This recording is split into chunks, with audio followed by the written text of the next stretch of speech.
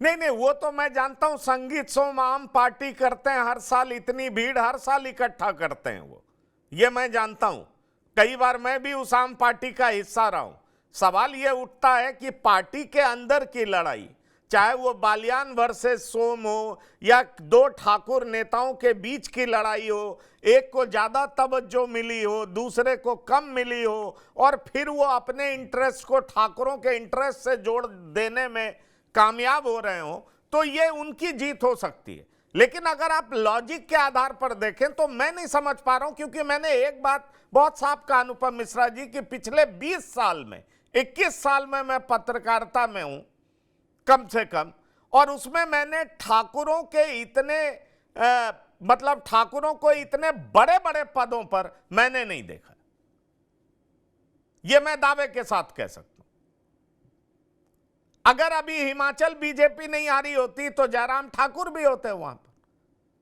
सवाल यह है, तो अब आप देखिए कि इतने सूबे में मुख्यमंत्री, रक्षा मंत्री, गृह मंत्री तक रह चुके रक्षा मंत्री लखनऊ से चुनाव लड़ते, इतने बड़े बड़े नेता हैं, फिर कुछ लोगों के कह देने से क्या यह मामला ऐसा बनता है, होता दिखाई देता है? जहां तक हत्या की बात है, लॉ एंड ऑर्डर का सवाल है, गोगा मेडी की हत्या हुई, यह सच बात है। एक समाज में आक्रोश हो सकता है, सेंटिमेंट हो सकता है, वो इस समाज के नेता थे, जो कि जायज भी है। लेकिन इसी तरह की बात विकास दुबे के इनकाउंटर के बाद भी हुई थी कि ब्राह्मण नाराज हो गए, और उसके बाद कई पार्टी ने परशुराम जयंती मनानी शुरू कर दी कि ब्राह्मणों को हम तोड़ लेंगे। और कई प्रोग्राम में अनुपम मिश्रा जी कह चुके हैं कि ब्राह्मणों ने 91% वोट दिया बीजेपी के पक्ष में जब वोटिंग का टाइम आया। तो अनुपम जी,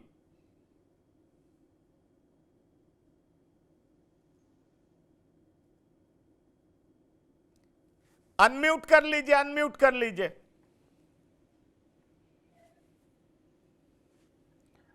मैं कह रहा था कि मैं इसको बहुत तफसील से आपके प्रोग्राम में 2 बार बता चुका हूँ कि नाराजगी एक दिन की नहीं है। और मैं पिछले 100 साल का मैंने रजवाड़ों के जाने से लेके प्रिवी पर्स बैन होने के लेके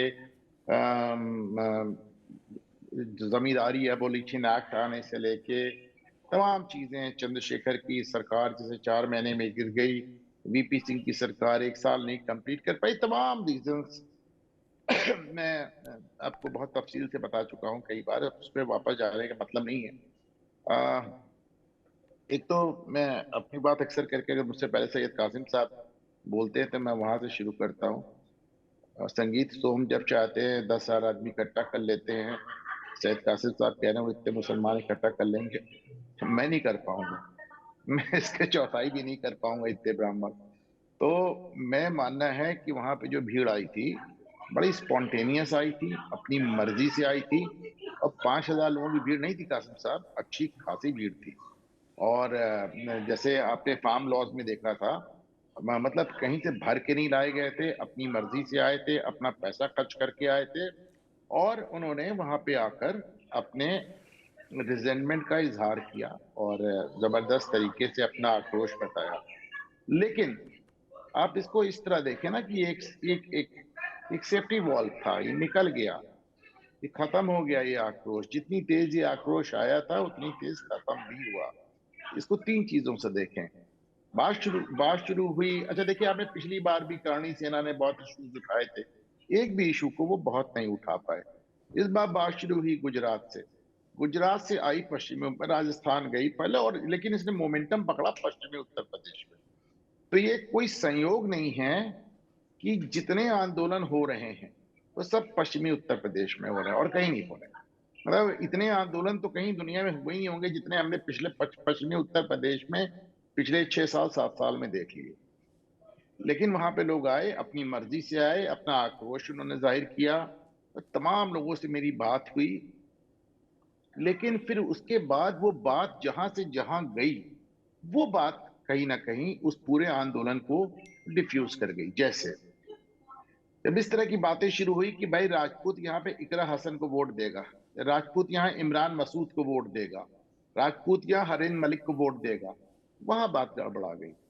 वहां मैंने बहुत ढेर सारे लोगों से बात किया, कहा कि सब इनिशियल उनका रिजेंटमेंट समझ में आता था, लेकिन हमको भेड़ की तरह हाँक के जैसे ये इमरान मसूद इकरा आसन के पास ले जा रहे हैं, we are not ready for that, हम उसके लिए तैयार नहीं। चीज और जो देखने की है कि पश्चिमी उत्तर प्रदेश में इतनी ज्यादा रैली, इतने ज्यादा जमावड़े का आपको पूर्वी उत्तर प्रदेश, अवध प्रदेश और बुंदेलखंड, यहाँ तीनों में से किसी जगह आपको इसका असर छूता हुआ भी नजर नहीं आता। तमाम जगह बड़े बड़े क्षत्रिय नेताओं से बात हुई, बहुत ढेर सारे लोगों से, आम आदमियों से बात हुई, इसका असर छूता हुआ नजर नहीं आता। जबकि अभी हाल में आपने देखा उनको लेके काफी इशू बना था। पंकज भाई, अभी कौन एक क्षत्रिय नेता जेल गए हैं जिनको टिकट नहीं मिला, वो निर्दलीय लड़ना चाहे, धनंजय सिंह। तो धनंजय सिंह को लेके एक इशू बना था, तो धनंजय सिंह की कॉन्स्टिट्यूंसी ने कुछ लोगों ने इस इशू को उठाना चाहा और उसको बड़ी मजबूती से पुट डाउन किसने किया? धनंजय सिंह की पत्नी ने, धनंजय सिंह के परिवार ने कहा बकवास मत करो, ये सब कोई नॉनसेंस जो वहां का यहाँ नहीं होने देंगे। तो उनके अपने भी कारण थे, भाई धनंजय गिरफ्तार हैं और तमाम तरह से सरकार का दबाव है। लेकिन हकीकत यह है कि इतना बड़ा क्षत्रिय महासम्मेलन और उसकी आंच मुझको न अवध में आ रही है, न पूर्वांचल में आ रही है, न इसमें बुंदेलखंड में आ रही है, न देश के किसी बाकी हिस्से में आ रही है। राजस्थान में आप देखिए, भाटी का चुनाव देखिए, क्या जबरदस्त भीड़ वो इकट्ठा कर रहा है छात्र नेता। मतलब इससे ज्यादा भीड़ है भाई, उसके चुनाव में इससे ज्यादा भीड़ है, और कितनी जबरदस्त उन्हें मजलिस लगा रखी है। लेकिन वहां पे भी आपको ये बात नहीं सुनाई पड़ रही है, ना भाटी साहब खुद बोलते हैं अपने मुंह से, ना उनके समर्थक भाजपा को गाली देते हैं, आपको नजर नहीं आ रहा। तो ये एक बहुत एक कंट्रोल्ड फिनोमिना है, जो कि मैं मानता हूं कि ऑलरेडी सभा के साथ ही डाइल्यूट हो गया। पहली बात, लोकसभा चुनाव एक बहुत बड़ा चुनाव होता है और उसमें बहुत ज्यादा फर्क, मतलब हराने और जिताने वाला फर्क ही डालने वाला वैसे भी नहीं था। मार्जिन कम ज्यादा कर सकता था, वो भी इतनी तेज डाइल्यूट हो रहा है। सरकार डैमेज कंट्रोल करने की कोशिश कर रही है। राजनाथ सिंह से लेके योगी आदित्यनाथ सब लगे हैं, सबका स्टेक है, सब यहीं से आ रहे हैं, उत्तर प्रदेश से आ रहे हैं, तो सब के सब उसको डैमेज कंट्रोल करने में लगे हैं। दिक्कत हो सकती थी अगर ये विधानसभा चुनाव होता, आपको 50 सीटों पे दिक्कत हो जाती। लेकिन वैसे भी एक आध लोगों ने नारा दिया, योगी तुझसे बैर नहीं, मोदी तेरी खैर नहीं, लेकिन वो आपको नारा कहीं रेजोनेट होता हुआ नहीं सुनाई दिया, वो नारा आपको दोबारा कहीं गूंजता नहीं सुनाई दिया। तो मुझे जो लगता है, मेरी अपनी राय में, और बाकी चैनल भी है आपका और दिन भी बहुत ज्यादा नहीं, 1.5 महीने बाद हम देखेंगे कि जिस तरह का हम देख रहे हैं हिसाब, एकदम इतना बड़ा रिजल्ट में एक एग्जाम्पल और दूं पंकज भाई, ये फार्म लॉस के बाद जब जयंत चौधरी भी खिलाफ थे, किसान भी खिलाफ थे, और कहा था जब पश्चिमी उत्तर प्रदेश में भाजपा कहीं पैर नहीं रख पाएगी, नतीजे सामने थे आपके 2022 के। तो ऐसे में जब आप राजपूतों को होट कर रहे हो, गोट कर रहे हो, उनको आप इधर उधर वोट डाल, जब तक आपका ग्रीवियांस था, जब तक आपकी नाराजगी थी, वहां तक समझ में आता है। लेकिन एक बार उनको जब आपने घेर के एक डेफिनेट गोल की तरफ ले जाने की कोशिश की, तो कहीं ना कहीं मामला वहीं से फिजल आउट करना शुरू हो गया पंकज भाई। नहीं, देखिए, कई सारे जो हमारे दर्शक हैं वो बहुत तरह का आरोप भी लगा रहे हैं, बहुत लोग पक्ष में भी बोल रहे हैं।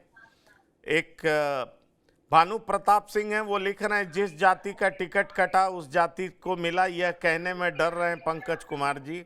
राजपूत को 2014 2019 में कितने टिकट मिले थे, अब कितने हैं? तमाम को महत्वपूर्ण कर दिया, डर रहे हो कि दलाली कर रहे हो? ये भानु प्रताप सिंह लिख रहे हैं। सब ये बड़ा इंटरेस्टिंग कमेंट है और मैं जानबूझ करके पढ़ रहा हूं क्योंकि ये मेरे खिलाफ लिख रहे हैं। ये इसमें ये समझने वाली बात है। मैं चाहूंगा ब्रजेंद्र प्रताप सिंह, मैंने तो आंकड़ा पहले ही रख दिया कि आबादी 7%, 13% आपको टिकट मिल रहा है। आबादी आपकी 7%, मिनिस्ट्री में देख लीजिए आप कितने परसेंट। अगर केवल ठाकुर ठाकुर ही करने लगेगी सरकार, तो फिर ये हिंदुत्व का कॉन्सेप्ट कहां जाएगा? जो बीजेपी, फिर आप क्या अकेले सरकार बना लेंगे? ये संभव है क्या? और हर जाति, मैं ये नहीं कह रहा हूं, हर जाति विशेष अगर अपनी जाति की ही बात इस तरीके से करेगी, तो मुझे लगता है फिर सबको टिकट देना किसी भी पार्टी के लिए संभव नहीं हो पाता है, खास तौर पर राष्ट्रीय पार्टी के लिए। राष्ट्रीय पार्टी के लिए चीजों को समग्रता में देखना पड़ता है, क्योंकि वो पूरे देश में सरकार बनाने की सोचती है। उसके लिए पश्चिम यूपी, उत्तर यूपी, मध्य यूपी, पूरब बिहार, पश्चिम बिहार, इस तरह की बात नहीं होती। एक सीट पर टिकट देकर के कई सीटों का समीकरण साधा जाता है। एक सीट पर यहां ठाकुर होंगे तो दूसरे सीट पर ठाकुर का कैसे वोट लिया जाए, फिर दूसरे सीट पे अगर पंकज भाई मैं थोड़ा सा आपको टोक रहा हूँ, बात सिर्फ सीटों तक की नहीं थी, पुरानी कंट्रोवर्सीज है, मेहर भोज वाली कंट्रोवर्सी है। एक देखिए, मैं 1 मिनट फिर आपका ले रहा हूँ, एक बहुत लंबे से आप इसको भूल नहीं सकते। मैं अक्सर कहता हूँ कि 2014 से जो बदला वो ये बदला कि सोशल मीडिया का एक बहुत बड़ा कंट्रीब्यूशन हो गया भारतीय राजनीति में, जिसको प्रधानमंत्री नरेंद्र मोदी और भाजपा ने बहुत अच्छी तरह टैप कर लिया। सोशल मीडिया पे बहुत ढेर सारे यूट्यूबर्स भी आ गए, उनका भी एक कंट्रीब्यूशन हो गया। मैंने पिछले 6 साल में योगी आदित्यनाथ के मुख्यमंत्री बनने के ठीक 1 साल बाद, तब से ऐसा कोई दिन नहीं आता जब 150 शो ये ना आते हो कि मोदी जी योगी जी को निकाल रहे हैं, मोदी जी योगी जी को हटा रहे हैं। ये देखिए, ये अफवाहें वहां तक पहुंची कि देखिए, जो नरेंद्र मोदी जवाब देने के लिए, सफाई देने के लिए नहीं जाने जाते, उनको 2022 में इसका क्या नाम है, मुख्यमंत्री योगी आदित्यनाथ के कंधे पे हाथ रख के फोटो सेशन कराना पड़ा गवर्नर हाउस में, ये दिखाने के लिए कि साहब हम, अरे ये सैयद कासिम साहब बैठे हुए हैं, हम इनको, मैं अक्सर कहता हूँ टीवी पत्रकारिता गुरु हमारे, कितनी बार हम लोग की इस पे बात हुई और मैंने हर बार कासिम से कहा, हमने कहा भाई हमने कासिम साहब, भाजपा एक बिजनेस ओरिएंटेड पार्टी है, ये जब कोई इन्वेस्टमेंट करते हैं तो उसमें सूद वसूलते हैं, ये अपना इन्वेस्टमेंट मूल से खोते नहीं है, मूल से जैसे राहुल गांधी ने हेमंत विश्वा शर्मा को खो दिया, ये खोने वाले नहीं है, पहली बात। और दूसरी बात, योगी जी अपने आप में एक ब्रांड है, लेकिन ऐसा कोई, अभी तो मैं देख रहा हूं एक नई चीज चल रही है कि योगी आदित्यनाथ ने और गडकरी ने हाथ मिला लिया और दोनों मिलके, अब भाई क्या इसका, अच्छा और कुछ होता रहो ना होता हो, लेकिन जब 100 वीडियो चैनल को दिन रात साल में 365 दिन चलाएंगे, तो एक मेरे पास कितने ढेर सारे क्षत्रिय अधिकारियों से, पत्रकारों से मेरी बात होती है, मतलब बहुत जेन्युइन, बहुत समझदार लोग कहने लगते हैं, नहीं साहब हटा तो रहे हैं वो अमित शाह डरते हैं कि उन्हें प्रधानमंत्री बनना है, योगी जी ना। हमने कहा भाई कहां जा रहे हैं नरेंद्र मोदी, जो अमित शाह प्रधानमंत्री बन जाएंगे या योगी जी प्रधानमंत्री बन जाएंगे। मैं नरेंद्र मोदी को भी अगर नरेंद्र मोदी ये चुनाव जीत जाते हैं, मैं दावा कर रहा हूं वो अभी से 2029 की बात कर रहे हैं, आप देखिए वो अभी से कह रहे हैं मैं 2029 का चुनाव प्रचार कर रहा हूं, वो कहां जा रहे हैं। वैसे भी ना अमित शाह ना योगी आदित्यनाथ, दोनों को मैं अभी नरेंद्र मोदी के सक्सेसर के रूप में भी नहीं देख रहा हूं। बात सिर्फ इतनी नहीं थी, बात ये थी एक रिजेंटमेंट जो धीरे धीरे सीप इन करता चला गया और एक दिन में नहीं हुआ पंकज भाई। नहीं वो ठीक है, मैं ये नहीं कहता, मैं ये नहीं कह रहा हूं और मैं कोई कहने वाला ये नहीं हूं कि आप बीजेपी को ही वोट करिए या आप फला पार्टी को वोट करिए, पर मैं ये जरूर कह सकता हूं कि मैंने अपने पत्रकारिता के जीवन में इतने महत्वपूर्ण पदों पर ठाकुरों को नहीं देखा। अगर मैं 20 साल की बात करूं, आप में से कोई पैनलिस्ट मेरी बात को काट सकता हो, हरेंद्र प्रताप सिंह जी, मैं चाहूंगा आप इसका जवाब दें। ब्रिजेंद्र प्रताप सिंह, आप इस बात का जवाब दें अगर मैं गलत कह रहा हूं।